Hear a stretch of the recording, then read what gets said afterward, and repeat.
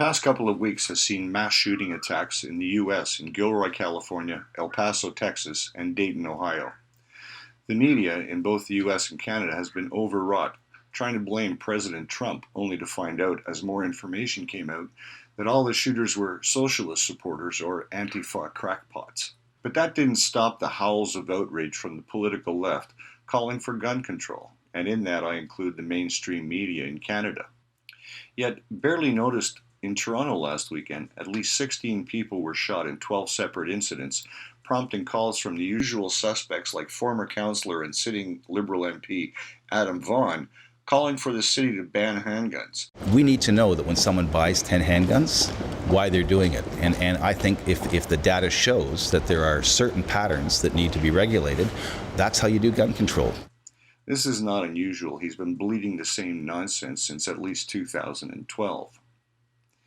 There are still 4.5 months left in the calendar year, and Toronto has already recorded a record 238 shootings, more than all of 2018. That's more than one a day. Clearly there's a problem, but the problem is not guns or legal gun owners, and no amount of legislation from City Council or the province or even the federal government can change that. The issue is illustrated in a press conference held this week by the OPP, discussing their efforts in Project Skylark and their investigation targeting biker gangs. 15 full-patch members of either the Hells Angels or their puppet clubs, the Red Devils or the Hooligans, were taken into custody and a large quantity of drugs seized, including 12.5 kilos of cocaine, hundreds of 50 microgram fentanyl patches, 12.2 kilos of marijuana, and 2,000 hits of methamphetamine. There were also allegations of human trafficking. Now, biker gangs running drug networks or being pimps is nothing new. That's their stock in trade and has been for decades. The interesting tidbit in the press conference was that the OPP seized 11 firearms. Again, not that that was surprising, but that 8 of the 11 were illegal weapons.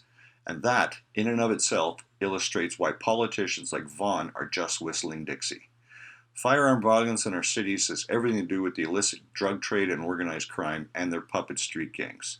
They don't give a fig what laws are passed. Their whole existence is about defying the law. The problem in Toronto was created by these mean-well politicians like Vaughan and John Tory. When they told the Toronto Police Service to end their policy of carding, they gave carte blanche to gangs to do whatever they would with a level of impunity, confident in the knowledge that police would not stop and check them. It may be politically correct for Vaughan and Tory because the majority of those folks checked by police were black. Well, newsflash. The majority of crimes, especially violent crimes in Toronto, are committed by folks from the black community. They are vastly overrepresented in that category, given their percentage of the overall population. Take a look at the Toronto Police Most Wanted poster.